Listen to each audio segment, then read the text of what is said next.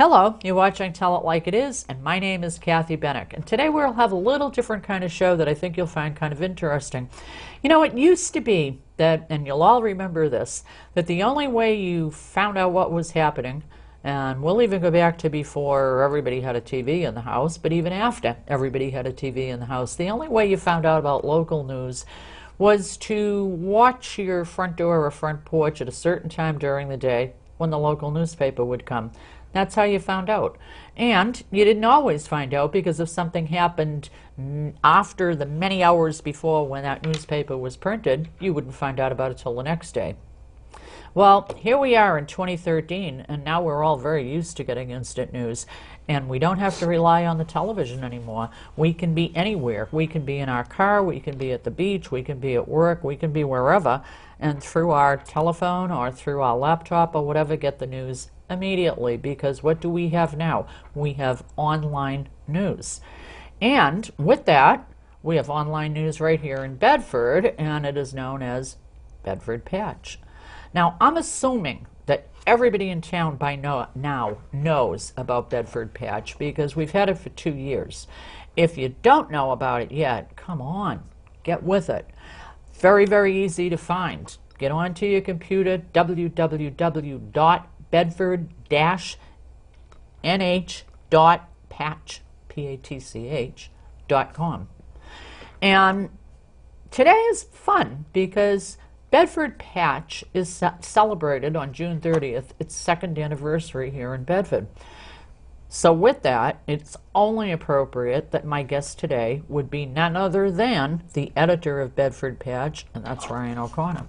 Now, Ryan was here one time before, about a year ago, with a couple of other media people, and we called that Faces Behind the Bylines, but you didn't get to hear just Ryan. Today, you're going to get to hear just Ryan. And I think you'll remember him if you haven't met him yet, because he's a lot of fun, and he also knows a lot that's going on. Now, Ryan is a native of Merrimack, New Hampshire, but while he was growing up, for a few years the family did move, and they lived in Colorado and Florida, but they were back by the time Ryan was ready to go into high school, and he did attend and graduate Merrimack High School. And then went on to University in New Hampshire, and he got his bachelor's in communications arts. So here we are, you know, a few years later, and it kind of makes sense what he's doing, doesn't it? His very first professional position was with Neighborhood News. And of course, as you know, Neighborhood News publishes the Bedford newspaper. And so for 6 years, he was a reporter for them, covering both news and sports for Bedford, Goffstown, Bow, Salem, Windham, Hooksett, and a couple of other local towns as well. And in 2011, he became the very first editor and the driving force behind Bedford Patch. He is a total rabid sports fan. Oh, I mean rabid. Particularly when it comes to the Bruins, the Red Sox, and the Patriots. I don't know about the Celtics, but I think that one too. I'm not sure, but maybe not as crazy as with the other three. He's also the dad of a 5-year-old son named Colin. And, you know, for any of you who have seen Ryan around town, you've probably seen Colin as well, because he has been known to go with Dad to a few different things. Actually, I think the very first time I met him might have been right here in this BCTV studio. And he is definitely taking after Dad, and I wouldn't be surprised if someday he's the head of ABC News or something. Well, anyway, with no further ado, Ryan, happy anniversary. Thank you. It's so good to have you here again. Nice to be here again. And has the 2 years flown? 2 years has absolutely flown by. I can't believe how much has happened in the last 2 years, and it's been a pretty fun ride so far. It has. Yeah, yeah. I've been enjoying myself. Yeah, well, we met just before you went online. That's true. You were my first blogger, actually. I recrudeed you before I even launched the site. And am I your favorite? Of course. The first is always what the else best, can Kathy. you say when you're here, right? I don't know. He might be fibbing on that. I might be the one that gave you the most agita, though. Yeah, no, I think you certainly hold the crown in that regard. Well, hey, you know, have to keep you on your toes, Exactly. right? No, I appreciate it. Well, you know, a lot of people, I don't think, realize that Patch is national. I mean, is it in all 50 states yet, or getting very close? Not all 50 states. To be honest with you, I can't tell you the exact number of states. I can tell you we have nearly 1,000 sites nationwide. Wow, that many. Only 12 in New Hampshire, so you know, very, very small sampling size in New Hampshire, but Massachusetts, New York, Long Island, Connecticut, California just have tons and tons of sites all over the place, yeah. Wow. Now, it didn't start out, though, with 12 in New Hampshire, right? No, it started off with 10, actually. With 10? We recently launched Milford and Londonderry because we've been so successful with the original 10. We added the 2 sites in this last year. Now, what made them pick Bedford? That's a good question. To be honest with you, I'm not really quite sure. Myself and some of the other local editors have asked that question, you know, why they chose the towns that they did. We really don't know if it was a demographic thing, if it was a commercial-based thing for advertising, maybe it was a combination of all the above. They had their reasoning, whatever it was, and certainly Bedford's proven to be a community that welcomed Patch with open arms. Oh, yeah. Now, I mean, I know there's one in Nashua, which makes sense because we don't have a lot of cities in New Hampshire. Sure. There's one in Portsmouth, correct? Yes, absolutely. Concord. Of course, that's the state capital. Does Manchester have its own? Manchester does not. No, and yet it's the biggest city. So it would seem as though that would have been one of the first ones they would have... Yeah, well, to be honest with you, it's too big is the problem. Is that because, what it is? the Patch model is one local editor per site, and we kind of do everything. Of course, we have people in support roles as far as advertising, and we have a home office for technical support and stuff of that nature. We have a regional editor and an associate regional editor to kind of help us out and oversee things. But Manchester is just a huge, huge nut to crack. I mean, to be honest with you, Nashua is even really kind of too big, especially with the amount of crime that goes on down there. I'm not sure exactly why they decided to go to Nashua. I'm glad they did, though, because the Nashua editor, Carol Robideau, is amazing, and she works tirelessly and has one of the most creative minds I've ever met in the news industry, and she has such a passion for being a little different and being exciting and being on top of everything, and she's honestly been an inspiration to me in a lot of ways. So. Now, she was a reporter too, wasn't she? She was, yeah. She worked for the Union Leader as I believe, a correspondent for a while. Okay. I'm not sure if she was ever staff there, but she worked for the Union Leader for a long time. Oh, okay. Yeah. So how often do you editors have to work together? I mean, I would imagine it has to be somewhat collaborative. Yeah, we share a lot of content, certainly regional content, Hillsborough County stuff. Earlier today we had a tornado warning. I was driving here, so the Merrimack editor was kind enough to go on my site and post something that there was a tornado warning for the area. You know, it goes to show how fearless we are here at Tell It Like It Is, because maybe a lot of people, a lot of watchers don't realize, but back in the fall, when the election cycle was going on, we did a couple of, and I hope everybody watched it, live debates. We did live debates between the Senate candidates who would be representing Bedford, as well as for the live debates we did for those folks who were running for Governor's Council. And I think it was the night of the Governor's Council live debate that we're all here and being very official, and it is live. So, I mean, any mistakes or whatever that happen, you know, you kind of cast your fate to the wind, cross your fingers, and hope everything works. And while we're sitting here, all of a sudden we're here, and everybody else is in the control room, and we hear this weird noise going on, and these lights, studio lights, all start shaking, and everything's shaking, and we don't have a clue what's going on. And through the glass window we can see people moving kind of quickly, and it was only afterwards we found out. Now, we didn't miss a beat. We all just kept right on talking and like nothing was happening, and of course we found out that was the night of the earthquake. So I thought it might be kind of interesting if while you and I are talking there's a tornado swirling around and we can go out and get a little live action, you know? Yeah, well, I was going to say, if earthquake can't quiet you down, I'm sure a tornado couldn't either. So. Would make it interesting, wouldn't it, huh? Yeah, absolutely. Nothing stops you, Kathy. Now, well, I don't know, but, well, I got you to stop today, though, because you're not on your phone, and you're probably going crazy because you can't see your phone right now. Yeah, I have, I think they call it PDD, personal device dependency.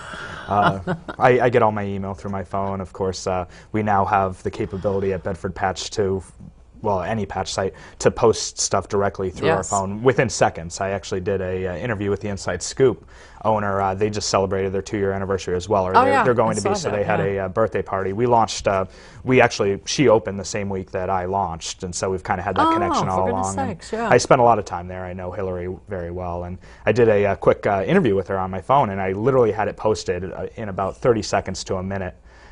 Much to her chagrin, because she's a little camera shy. It came out great, I thought. Well, I know, like, I see most of your stuff on my laptop, but my husband reads most of your stuff on his phone. Sure. You know, especially when he's traveling or something. You know, sometimes he'll know about things before I will because he'll sit on the phone. Absolutely. Yeah, so that's kind of a neat thing. Yeah. People, I mean, like when I opened the show, when I said, I mean, the days of waiting for the newspaper to come, and people did wait. And I mean, I think anybody who's been in the newspaper business for years will say that if there was any reason the paper would be late, they would get swamped with phone calls, people complaining that their newspaper wasn't at the door at 3 o'clock or what have you. Absolutely. And of course, those days are done. Yeah, yeah, it's a blessing and a curse. It's great being in the industry because I have the ability to get news posted as quickly as I can. You know, if there's a major accident in town or there's a fire or any type of big breaking news, I'm always able to kind of get something right out there and let everybody know right away. The problem is it's really, really tough to get away and separate myself sometimes. That's and true. you know, when I'm trying to relax or, you know, kind of winding down for the night or kicking back on the couch and, you know, news breaks, I don't have an excuse because it's right there in front of me. So yeah, that's true. And obviously the powers that be would expect you to be there. Yeah, I mean, oddly enough, I'm going to throw out a quick aside. Almost all the big news stories that have happened in Bedford, I shouldn't say all of them, but a good portion of them, I've either been at a Bruins game, I've been on vacation. It seems like when big news breaks, I tend to be out of town. So luckily, I have a great crew of local editors all around me that are always willing to help me out, and I tend to be in the hallway at the Bruins game, you know, talking on the phone as they're scoring goals. And I actually remember, and I don't remember what we were talking about, but I can remember one night you and I were on the phone. Yeah, and you were at a Bruins game, and I don't remember what the issue was. That was the night that Russ Marcoux died. Is that when it was? Yeah, yeah. That was a tough story, and I was talking to you. You had called me to let me know, and I had gotten in contact with the Merrimack Patch editor, and she posted something right away. Right and away, called a couple people something in town did go up. Yeah. Yeah, she had worked for the Telegraph and the Journal, so she knew some people in town, and so she was able to call some of her contacts and help me out. Get the info. Yeah, because I can remember that you were at the Garden. Yeah, exactly. And I was actually at the Garden the night that Stephen Coco was arrested too for the hit and run. Or I believe he was actually let go of his job, but that's when the story broke, and so. Wow. Yeah. Wow. I kind of asked you this. What were the other original sites besides Bedford? I mean, you're not really sure why they picked Bedford. But what were the other? They all launched at the same time, right? Yeah, within a couple months. The original sites were Merrimack, Amherst, Nashua. Nashua wasn't an original, actually. Nashua was added later. Oh, it was? It was. As another quick aside, Londonderry was supposed to be one of the original sites, and Pelham was as well, and they actually decided to nix both of those sites right off the bat and go with the Nashua site instead. So Nashua ended up being kind of coming in at the tail end along with Windham. Windham was one of the original sites that they picked, but they were the last site to hire an editor, so they were one of the last ones to launch along with Nashua. But yeah, so it was Bedford, Amherst, Merrimack. We had the three southern sites. We had Concord, which obviously is an important site with the State House right there, and a lot goes on there. Portsmouth, Exeter, Hampton. It's actually Hampton, Northampton. It's Kyle, the editor, covers both towns. And then we had Salem and Windham. Oh, okay. Okay, yeah, Salem a lot. There's always a lot happening, and where it's a border town, too. Yeah. There's always, I don't know, some carryover of some of the issues. Yeah, they tend to get a lot of crime, too, there, so that's a big, and of course with all the commerce that they have on 28, that's they true. get a lot of coverage there. They've always had problems down there. Absolutely. Well, I mean, not always, but enough. Yeah, I mean, a lot more than we see. Yeah, it's close to Lawrence and Methuen, so you definitely get that crime element crossing over, as you noted. Yeah. Now, a big feature of Patch everywhere is blogs. And for those of you who don't know what a blog is something that you write, that you give your viewpoint and your thoughts. And not all news services have them, but Patch, being an online news service, does allow them. And I've noticed that overall, the Bedford blogs and the comments that are made to them, because obviously people, and for those of you who don't know, if you read a blog and like something about it or don't like something about it, you can comment on it and take the author to task if you so choose. And I've noticed that in Bedford, all of the different blogs that are posted here by Bedford people, I mean, I think they're basically very civil. and the remarks that are made to them tend to be pretty civil overall.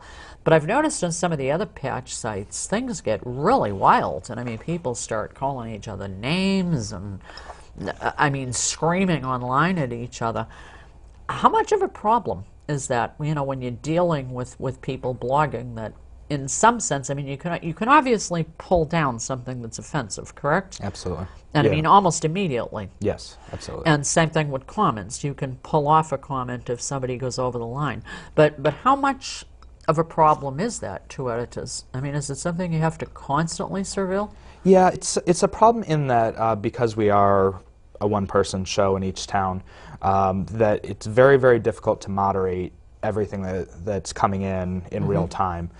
Sometimes we catch it just browsing through. Other times somebody will email us or give us a call and say, hey, you know, this person's really getting out of line. As you noted, Bedford's been better than most towns, Yeah. but with our old platform, we actually had the ability to cross-post stories. We don't currently have that ability with our new platform. Now, so what do you we're mean by cross-post?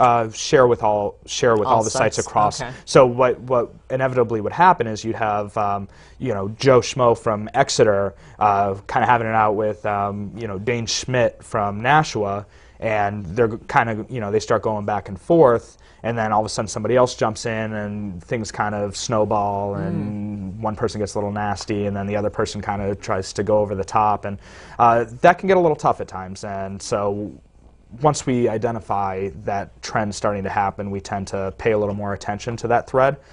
The political threads obviously Some tend of those got nuts. Yeah, they especially really did. especially around the election, because Yes. I mean, you had, you know, the far left taking on the far right, and half the time I wasn't even sure if the people on each side were totally convicted in their opinions, but they just got so fired up that they couldn't help themselves, and they just kind of, I just felt that both sides just started towing their party line, and they neither would budge. And you're absolutely right, because sometimes they wouldn't even seem to have much knowledge of the subject they were debating, but they would be calling each other all kinds of names. And It degenerated fast. For yeah, sure, yeah, it was crazy. And, Yeah. and the political ones really were crazy. Yeah, absolutely. And certain politicians seem to really kind of elicit those viewpoints too. Oh, sure, yeah, and I mean, what do they say? You don't talk about politics, religion, and war at the table, and Patch, as a community online news outlet, kind of brings the kitchen table, you know, into people's houses where people can have these conversations, and so inevitably, anytime you bring up one of those subject matters, it's going to get personal to somebody, and that's where we come in, and that's where we have to kind of lay down the law and start controlling things. And every now and then, we've had to either suspend people or even kick them off the site when they've gotten out of hand and they just, you know, don't learn their lesson. Yeah, or, if you have to, you have to. But I will say this, though. I mean, Patch, in comparison to some of the stuff that's out there, Patch is controlled. I mean, it doesn't get totally out of bounds. There are blogs and websites out there that, I mean, it's absolutely vicious. And, and people can say almost anything with no retribution. And I mean, it really gets, whew. Yeah, absolutely. You know, I mean, Patch seems to control it. Yeah, and I will say this as well. You had mentioned blogs. I think the important thing that people have had to learn with Patch over the last couple of years is that the blogs are very different than the original content that we as the editors, and we've had some freelancers in other states, produce. And so I think initially, even in Bedford, a lot of people thought that your blogs were the editorial opinion of Patch. And I had to explain to several people often, not just your blogs, but other people's blogs. But it's, I mean, let's be honest, especially yours, because you dug into issues in Bedford that were, you know, very personal to a lot of people, and so some people kind of came at me thinking that your opinions were the opinions of Patch, and again, not just yours. Certainly, I've had other bloggers as well. But that was something that I had to really kind of take a step back and, you know, not take it personally and just try to explain very objectively to people that that Patch is objective, and that on the editorial side of things, that, you know, we cover the news from a strictly factual standpoint. I remove my opinion from the way that I cover news, but we do offer this outlet for you and other members of the community to sound off about issues that they're passionate about, and I think that's an important part about the website and, you know, just the internet going forward, is that people are able to kind of go on and blog, and it's a sort of new wave in journalism in general, is kind of giving the average person the ability to have their say and share their opinion. And I mean, in a real true sense of the word, it's not a whole lot different than letters to editors. No, You know, I mean, a newspaper will publish letters to the editor that are clearly against an editorial position that they even took. I mean, you see that all the time, for instance, in the Union Leader. And I don't think anybody confuses a letter from, you know, Joe Smith with the editorial page. Sure. But online, yeah, for some reason, people did. Yeah, and I'm glad you mentioned that, because that's actually the exact example that I've provided people take a blog as a letter to the editor. It's not the opinion of Patch, it's not the opinion of myself, it's the opinion of somebody who specifically wrote in to Patch that wanted to express their opinion. I think because the internet is still transforming and growing, I think a lot of people, I don't want to say that they're totally ignorant, but some people are a little, they don't quite understand the broad scope of things, especially when it comes to a hyperlocal online news site like Patch. It's very, very different from anything that Bedford has had before or any of the other towns have had before, so there's a little bit of a breaking in period, I think, for most people as far as you know, the blog portion of things is concerned. And, you know, I mean, truth be told, there are people who, if they disagree with something, don't really want it out there. I'm sure BCTV, for example, has gotten phone calls, I don't know if on my show or other shows that have been on where political opinions are expressed or whatever. I'm sure there are opponents of those opinions who probably called complaining. You shouldn't have run that or what have you. And I mean, we are in a free society and people are free to express their opinions. Sure. But if they're mad, you know, you're going to be the guy that gets the calls for Bedford Patch. Yeah, and that's understandable, and I don't mind. You know, I've never taken it personally. I certainly understand where people are coming from. Yes and no. I think the first big local election cycle, where we had some contentious issues and one specific contentious race that there were signs put out around town, and I know you dove into a lot of that. I think some people started taking that a little personally, and I really had to. Again, I had to kind of take a step back and not get offended when people called me or emailed me and got upset with me, and I just tried to explain to them as gently as possible, you know, how things work, and that this is something that's a reality of Patch, and it's the future of the internet, that people are going to have these abilities and that they can't really hold somebody else's opinion against me. Now, granted, if somebody gets out of line or gets nasty or personal, and I know... Or libelous, absolutely, then at that point in time, I've got to write them back and say, listen, you know, I've got to delete this blog, or I can't run this, or you're going to have to rewrite this, because, you know, we do have a reputation to uphold. But if somebody's just sharing their opinion, and it's a perfectly valid opinion, whether I agree with it or not, I'm not going to censor that either. I mean, it goes against everything that Patch is as a community news outlet, and something it is news. Yeah, absolutely. I mean, it's something we want to get the community involved. We want people to be interactive on the website, and I think to try to censor that in any way, shape, or form would be wrong, and just again goes against the grain of Patch. And of course, if they're moved enough, they always have the ability to write their own blog with their point of view. Yes. I mean, that's what it comes down to in the final analysis. Absolutely, and I've certainly encouraged people to do exactly that in the past. Certainly even people who have disagreed with you in the past, I've encouraged them, and they have. Some people have, some people haven't, but I always give that option to people. Sure. Sure. Well, you know, I can't help but think back a few months ago when I was doing all the interviews here with all the different candidates for all the different races, and of course, as you know, I did one interview with Carol Shea Porter. And she was very happy during the interview, but after the interview, I don't know if it was her handler who kind of fired her up, but I got a phone call within a couple of hours, more or less demanding that the show never air, because she decided that a couple of the subjects I brought up she didn't want talked about. And of course I was like, well, no, I'm sorry, the show is going to air. I mean, nothing was brought up that was negative or defamatory or anything like that. It dealt with your previous political record. And as you remember, there was a little bit of an uproar over it. You know, people demanding that I not have that show aired. And of course, the minute somebody demanded that that show would not be aired, made me all the more bound and determined that it would indeed air. Sure. You know, and she was invited to come back and do another one. Didn't want to do that. So, I mean, as far as I was concerned, I fulfilled my responsibility. But what was funny about it was the fact that nothing really was on the show that was terrible. It just that was that the people who supported her would have preferred that the show had been more controlled by her. But, you know, you can't be a candidate and pick every word that's said. Right. So it was kind of crazy, and I'm sure you must go through that with a lot more regularity than I've experienced. Well, I'll tell you what, that's why I will stay out of politics my entire life. I never want to have anything to do with that. Well, some of them can be a different breed, yeah, no question. Yeah, absolutely. Last week, a whole lot of new changes were made to Patch. And for those of us who have followed Patch all along, we're aware of them. But maybe, you know, you could talk about them a little more, because maybe some people are having, I don't know, I mean, maybe or maybe not, I really don't know. Maybe people who aren't as familiar with it are having a little difficulty navigating it.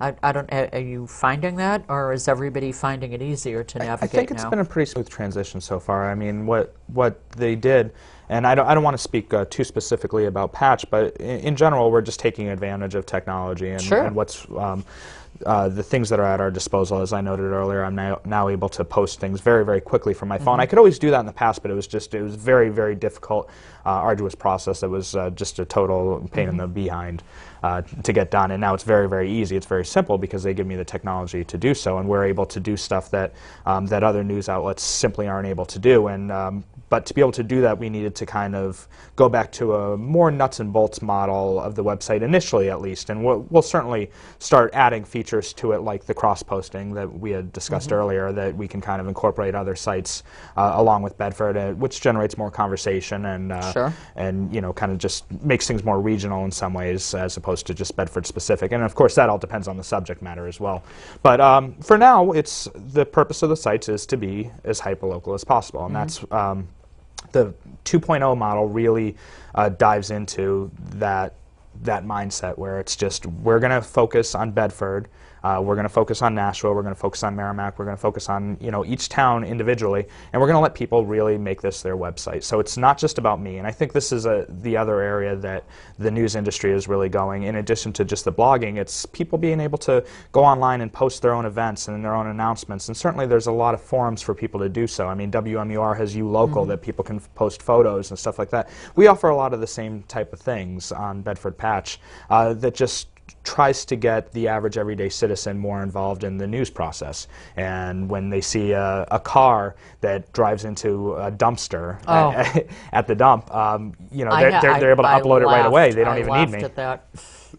But yeah, I mean, and you were the only one who covered that. And it's stuff like that that's funny. And previously, I was usually, even though we had the ability to do so, I don't think it was as easy for people to do. So a lot of times, people would have to email me things, or they'd get an error message when they tried to upload, or maybe they weren't as computer savvy and couldn't figure it out.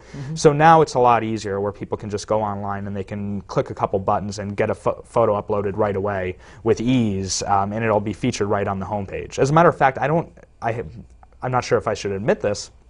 Right now, I don't even have the ability to moderate things before they come in. I have the ability to go in and flag something or delete it after it comes in if it's something that shouldn't be on the website or it's something inappropriate.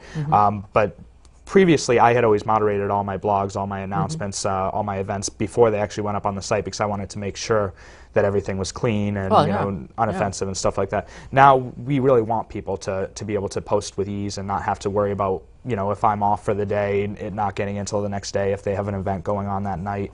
So now... So things are instantaneous now? Yes, really? Absolutely. And before there was lag time?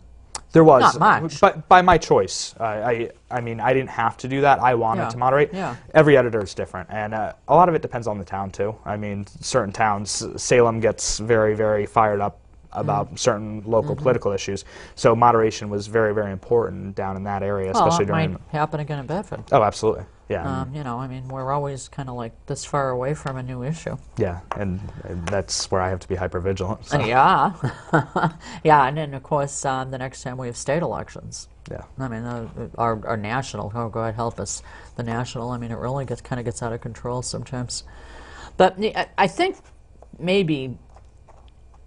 Again, you know, particularly, I don't know, maybe the computer savvy is a generational thing, you know, because, I mean, obviously the kids and young people are tremendously used to getting everything through their computer, through their phones and so on. Older folks aren't. and probably it took them longer to transition to getting their news from something like Patch. But that's kind of the fun of it, is that you can find out things so quickly. Yeah. You know, it's also a little scary in a way. Yeah, yeah, absolutely. I think we've already kind of touched on it a little bit, but I mean that's what Patch is, and it's a microcosm of the journalism industry as a whole. We're certainly not the only ones doing what we're doing. Obviously, nationally, there's a lot of websites, sports websites, news websites that have had great success online. We're really kind of breaking a lot of barriers on the local level, but that doesn't mean there's not other companies that are kind of right behind us, nipping at our heels, trying to do the same thing. And so by launching this 2.0 platform, we're just trying to be one step ahead of the competition and just trying to kind of do what we do best, which is be out in the community, be local editors, and get people involved. Well, it's kind of neat because people can almost make their own news. And like you say, if they're having an event locally or whatever and want to talk about it, or even after it's over, carry on about how successful it was, or what have you. I mean, it's great. And I notice that more and more local people are taking advantage of that. And more people are using it to promote, you know, an event in town. Because, you know, you can send press releases to the newspapers, but they don't necessarily get used. It's all space. Yeah, right? of I mean, course. that's the biggest of thing. Course. And I mean, some of their space has to be devoted to advertising. Yes, exactly. So, you know. And certainly we make our money off of advertising as well, but we're able to the money has to come from someplace. We're able to place advertisements at the top of the page, on the side of the page, and we can refresh and add new content as often as we want, really. I try to limit it to an extent because I don't want a new story showing up and then getting bumped off an hour later where nobody gets to see it. So you have to kind of toe a line a little bit. Now, are you able to control that? Yes. Things just don't automatically just keep moving down. They do, unless I have the ability to like pin stories on the main page so that they stay there until I want them to move, and I can pick a certain spot that I want on the page. Well, that's good. Yeah. Because, I mean, say, for instance, some big thing was happening in town, and then, you know, 5 different organizations announced, oh, we're having a card tournament tonight, and we're having a penny social, and we're having a bake sale, and so on. You wouldn't want the news to disappear from the page. Right. And that's the other great thing about the new platform is we do a very good job of separating things, where all the announcements are now on the right side of the page. All the blogs are right below the main news stories. So we try to distinguish what everything is so that they don't get confused, and that everything does have its place and does have its space. So what's the best way for people to get to new blogs? To click on the bar where it says news, and then with the drop down click on blog? Yeah, I think on the new site there is a tab that says news and blogs, but I think the easiest thing to do is just scroll down on the main page and you'll see everything you need to. I mean, as far as blogs are concerned, there's a little blue tab right below it. It looks just like a regular news story, except there's a blue tab distinguishing it as a blog. Okay. So. But I mean, if somebody, say for instance, was reading it a couple of days later, they'd have to search for it in all likelihood. Correct, because a whole bunch of new stuff would be coming in. Right, yeah, absolutely. So in that case, they're better off looking at the bar? Yeah, I mean, there are tabs right on the top of the page that say like bulletin board, news, stuff like that. And if you click on news, that'll drop down and open up options for you to get to blogging and stuff of that nature. So yeah, and again, you know, for some people, I'm sure it takes some getting used to. Yeah, and I have to be honest, it's tough for me to even speak about the design specifically because it's going to change. Of course. We're certainly accepting and encouraging constructive feedback, and we're looking for ways that we can improve the site. We are the last region in the country to launch this new platform. Oh, really? Yeah, so we were the last couple hundred sites to do it. Of course, we just did this last week. But previous to that, we've had more than a year, I think, of alpha and beta testing, just kind of going through, figuring out what works best and what people are most receptive to. I think I even sent you a link at one point where I said, hey, this is kind of where we're thinking about going. And I'm sure you've noticed this is what we ended up with is completely different than what I initially sent you, which was very busy and kind of all over the place and very confusing. So. Yeah, because it is easy to follow now. Yeah. I think. Absolutely. Again, and I'm sure you must be starting to get some feedback. It's only been a few days, but you must be getting feedback by now. Yeah, absolutely. And again, as with any website, as with any website. There's always going to be new designs, course. and people always, including myself, I hate when I go to a website that I'm comfortable with, even like ESPN.com or anything like that, and they've completely changed it up, and I don't know, how to get to my fantasy baseball team, or I don't know where to find these news stories, or I mean, typically it's all right there, and if you take a few minutes to look at it, it's easy enough to navigate and find. But I just don't like change, and I think most people don't. So once people get used to it, I think they'll really become very receptive to it. And I have to be honest, I haven't really seen too much criticism yet. So No, which is that's kind of good. nice, yeah. Well, one of the things that's kind of neat about Patch, for as a news source for people, is that you could go onto it 100 times a day if you wanted to and read everything on it. And be able to do that, whereas if you go on to newspaper websites, and I think just about every newspaper does have a website now that has the stories they've already printed as well as new stuff as it's coming in. Most of them now, you're limited to only like maybe 8 or 10 articles a month unless you pay for a subscription. Right. And again, I mean, I like to bounce around looking at a lot of newspapers, and I'm not going to pay for 100 different subscriptions, I should say. Yeah. And Patch obviously is available to anybody at any time, and it doesn't cost somebody something. I think that's another factor that the industry, it's a battle that a lot of newspapers are dealing with internally. I've seen websites that have gone behind a paywall and figured out that didn't work, and they've lost so much viewership and so many people that they've eliminated it. Newspapers are struggling nowadays. I don't think that's a secret. There's a lot of layoffs. There's a lot of competition. Certainly, even at Patch, we have. We're a new platform, and we're going in different and innovative directions, but we still have to be financially smart about the way that we do things, because we don't want to overexpand ourselves or do things wrong. And newspapers are kind of dealing with the same thing, how to kind of move into the future. And so paywalls might be a good thing because you can generate some extra revenue, and that means you have that extra rapport, or your coverage is that much better. But then if people aren't going, then all of a sudden your numbers drop off, and now advertisers don't want to advertise on your site as much because they look at those numbers and say, well, is this really worth my while anymore? So it's you really need to find that balance. And again, even at Patch, we're still trying to find that balance in a lot of ways. We're certainly getting there. I mean, the fact that we've been around for 2 years and our numbers completely or continue to go up and up and up is a good indication that people are becoming receptive, and they're becoming very comfortable with this type of journalism and this type of new frontier.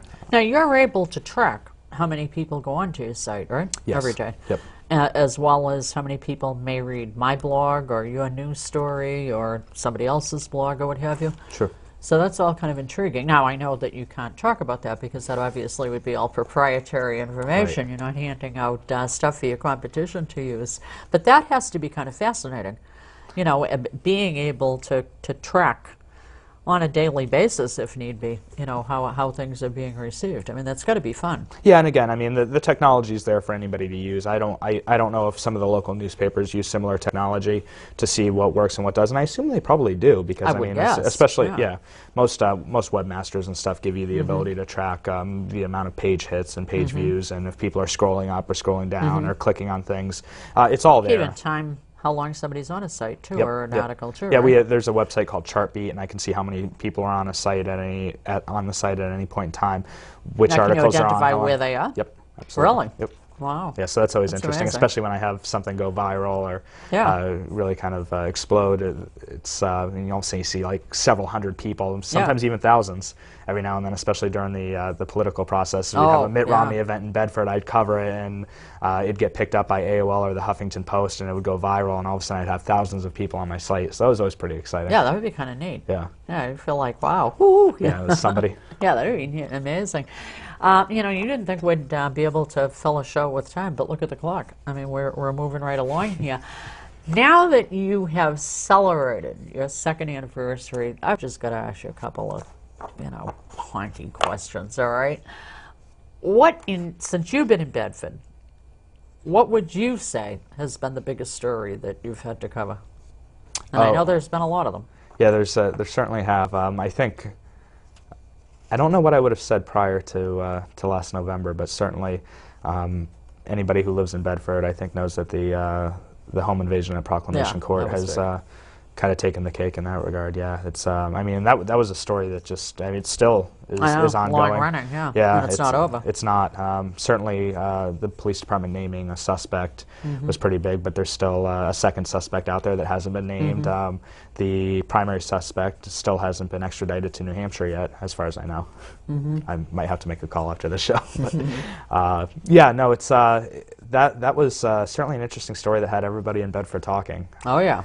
And Absolutely. I was invited on NHPR to discuss it because obviously I had published a great amount of material. That was one of those stories, by the way, that I was on vacation when it broke. Oh, so for goodness sakes. I was a week behind, but luckily I had people. I had some boots on the ground that did a great job covering for me while I was away, and I got back and was able to dive right in. And I was certainly paying attention, even though I was kind of. I had a very, very difficult time not working that week. Because that was a story that, as a journalist, you really want to be a part of and be all over. And there was so much information out there that that people wanted to know, and there was so much false information or misleading rumors that people were throwing out there. And I was getting emails, and other people were getting emails, and there were a lot of whispers. And it was very, very important to be accurate and to kind of pay close attention to what the police department was saying, and not let those rumors and innuendos kind of affect the way that you wrote a story. And not all media did that. I mean, some of the media kind of got a little out of control during that. Yeah, I can't really speak to. No, I don't expect you to answer that.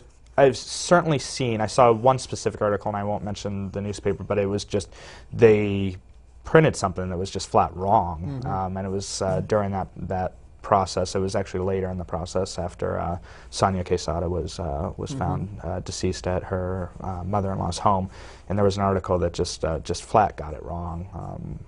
I couldn't believe it, honestly, reading it. But I mean, I also have to say I'm not perfect, and I've certainly made my mistakes, and so. There's certainly situations, even in the newspaper industry, but you where still have to be careful. Well, I mean, there's times where a journalist will write something, and maybe the editor doesn't quite understand it, and so they'll go in and they'll try to clean it up, and then the initial sentence, the meaning of it, ends up totally changed. Well, it's kind of like playing telephone. Too, so I think it's important that communication. I have an advantage in that I put everything on the website myself, and I am the editor. Now, granted, the associate regional editor and the regional editor are able to go on and edit my material, but I mean, I could have a story up there for several hours before anybody else looks at it. So it's very, very important that what I put out there is accurate and that it is clean. And again, I've made mistakes. I've had spelling errors. I've had grammatical errors. That's kind of embarrassing at times, but I also have to take a step back and realize that, being a one-man show in town, that those kind of things are going to happen every now and then, and as careful as I try to be. Especially when you're trying to put something out fast. Yes, yeah, exactly. You're not going to worry about every comma or what have you. I'm much more concerned with the content and the accuracy than I am the spelling and the grammar, because I can go back and I can fix the spelling and the grammar, but if I put something out there that's false or misleading, that's something that's very, very difficult to take back. Yeah, so. You're right. You're right. Yeah, that was a huge story, and as you say, there were so many rumors and so much speculation and such. And, the thing is that the story is far from over. There'll be many, many things that people won't learn about until there's a trial. And even when there's a trial, there'll still be things that people won't learn about because they'll be suppressed for one reason or another. Right. And God knows how long it's all going to take for the whole thing to unfold.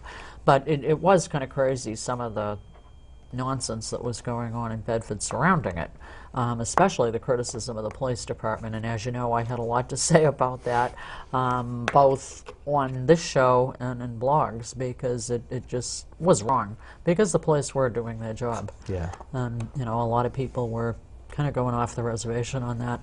Yeah, I'll say this. I know the police department took a couple of shots to the chin as far as the way that they handled the investigation and the amount of information they released. I will say this, although as a journalist, I certainly wanted more information, a lot. Yeah, of course. But in being respectful to the police department, the investigators, and what they were doing and trying to investigate, they have been as forthcoming as I believe is possible, with me at least. I can't speak for other media outlets throughout. And Chief Braifonski, Captain Doherty, they've always been great. Every time I've called or emailed one of them, I've gotten a response almost instantly, if not within the hour. They've been great. They give me as much information as they can without damaging the investigation. Exactly. And yeah. I mean, a lot of people just don't seem to understand. They can't unfold the whole story to the public. They can't. Right. It would screw up everything. And I mean, there's always that part of me that says, can't you just tell me this? Like, how does that? Yeah, how does this little detail impact the because you're a investigation? reporter. But absolutely, and that's my job, and I also have to understand that they're doing their job. And I think sometimes on both sides, I've seen it on both ends. Sometimes police officers and investigators have it go to their head, and they're not going to give the media anything because that's just their general policy, and they're not going to do anything. And then you have the journalists that are totally cutthroat and looking to sandbag somebody, and they don't care who gets in their way. And I think developing that professional relationship is very, very important, especially in community news. And I feel like that my relationship with the Bedford Police Department has kind of reflected that. Well, I've always heard good reports about you. That's good. Yeah. What would you say is the funniest story you ever covered? Now, I do realize, though, the car kind of going into the thing at the transfer station, that was pretty funny. I guess that's another cool thing, because we are able to post so many different things, as many things as we want. I'm able to take something like that car going into the dumpster, and I'm able to post a picture and say, come up with a caption and do something a little funny that the newspapers can't do. And so that's another plus to online journalism, is you can get a little creative and you can do fun things. Like I used to do a random picture of something in town, and I'd crop it very closely, and I'd say, where is this now? And a lot of other, or where is this? And I'd have people write me or email me or comment and guess where that thing might be, whether it was a windmill or a certain iconic structure in town. And people were usually pretty good with it. Every now and then I'd stump them. But you're able to do funny and kind of fun and entertaining stuff like that you can't really do in other forms of media. So I don't know if there's a specific funny story, but I've tried to have as much fun with the job as I can, while maintaining my my professionalism, I guess. You can still get creative and do some interesting things. Did you ever hear how that car wound up going into the I didn't. pit? I probably, maybe that's a journalism fail on my part, but I probably should have been a little more thorough in following up on that, but I have no idea. I know, because I mean, it was hilarious. Wasn't it BMW, I think? Yeah. Yeah. Yeah, it was, I mean, the captions... Did the car get wrecked? Or were they just able to take it out, unharmed? I don't know. I probably should have followed up on that better. I don't remember what I had going on. I think I had another big story going on at the same time, and I was trying to follow up on that. And I got the pictures of the BMW, and I decided to go ahead and post that and kind of run with it. I wonder if somebody just backed in too close, Yeah, I'm not sure. It was interesting though, and I can't even remember any of the captions off the top of my head, but there were some that I remember had me seeing laughing a couple out loud, of them. Yeah, people did start responding. Now, here's a question that you're probably going to not like. I don't know, I'll ask you anyway. You have to ask at least one to make you squirm a little bit, right? And this can be on any level. It can be national, state, regional, or local. Who has been the most provocative politician you've covered? I'm giving you a lot of leeway here. Yeah, that's... Boy, I don't know. Come on, you have to give some kind of an answer. It can be provocative for any reason. Yeah, I'll stay. I'll stay away from the. I'll stay away from the local level. Yeah, because I had a feeling. Because I've got to maintain some relationships in town, so it's important. Excuse me. I would say. Oh man, I mean, I covered some really kind of, I don't know if neat's the right word, but some very interesting national politicians. Like I got to cover Herman Cain when he was in Manchester before he dropped out of the race, and he was up there, talking about everybody getting on board the Cain train and the 999 plan. It was right out of a KFC commercial. It was great, but that was funny. That was fun and that was interesting because you didn't get the same political mumbo jumbo that you got from the Mitt Romneys of the world and the Barack Obamas, where they tend to be a little more careful, and their advisors keep them careful and keep them right on script. Yeah, right on script, absolutely. And you never saw them get off script. You did, but they caught themselves and pulled themselves right back. But when you got to cover somebody like Herman Cain or even Mike Huckabee, I got to cover. He was the keynote speaker at the Republican State Convention last year in 2012.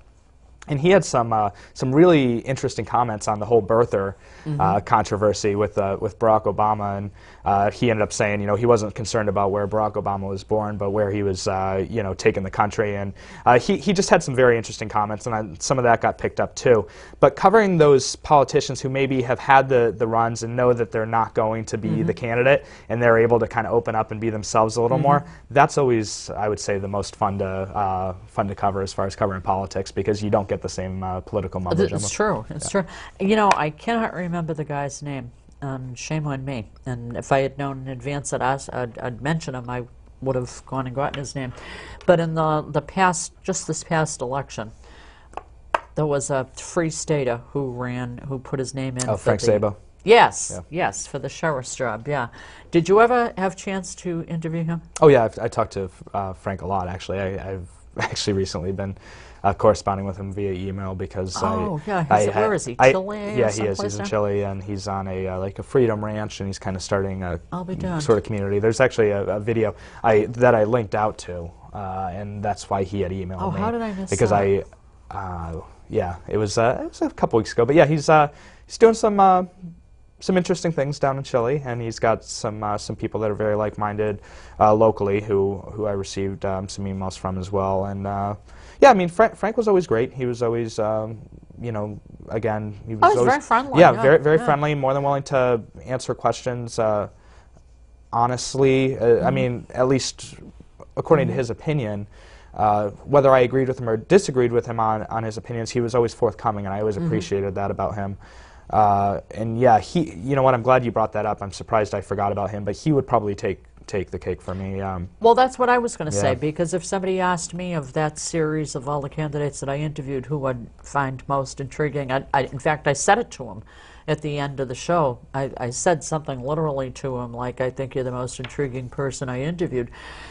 Mainly because I didn't know what he'd do next. Yeah. I mean, I had no clue what he was going to venture off into. And I remember you had mentioned him to me before I had it. Yes, I had no idea. I sat in this chair and I had no idea what to expect, what he'd bring up or where he'd go, or if it would get wild or what have you. Yeah, he was, I don't want to, lucky is the wrong word, but I was fortunate that he was as available as he was, because after he had done an initial interview where he had first made some comments about abortion and well, that's the one he got in a lot of trouble for, wasn't it? Yeah, absolutely. And he had made some comments about using lethal force to stop an abortion with doctors, and I think it might have been a WMER interview, I don't remember, but it was a local news outlet that had interviewed him, and I called him immediately, and he really expanded on his initial comments, and he didn't back off.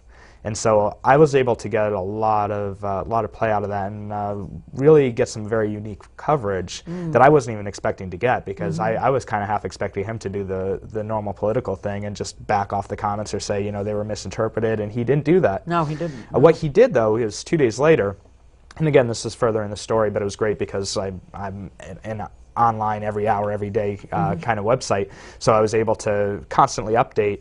And he did issue an apology, but he still didn't really back off his comments. He just said, like maybe they were, I don't remember his exact wording, but they were more along the lines of, maybe they were a little insensitive, and maybe they were taken a little bit out of context, but I still stand by my opinion.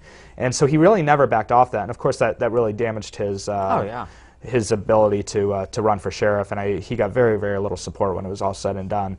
And then he ended up emigrating to Chile after that, and he issued something on his Facebook page. Yeah, it was. I mean, the election was September, and I think it was maybe early November. It was the primary election was September, and I think it was maybe early November that he ended up moving. Yeah, so a couple months later. Wow, I wonder if he'll ever come back here. I don't know. Yeah. You might have to go on the website and check out his video. I will, yeah. And as I said, I don't know. Maybe I was just running around that day or something and just didn't have the time to watch it when you posted it. But I did not watch it. Right. Be interesting to see what he'd have to say. Yeah, but again, he was always a very, very nice guy. Very, very open. I never thought that he was BSing me at any point in time, because sometimes as a journalist you get that little ding, ding, ding when somebody starts BSing you. Particularly sometimes from politicians. Absolutely, and I never got that from Frank. I was always very, very appreciative of his openness in my interviews with him. Well, I think this past year was kind of fun because there were so many candidates. Yeah. And, I mean, some of them really were a pleasure, you know, to interview, and others not so much. Yeah.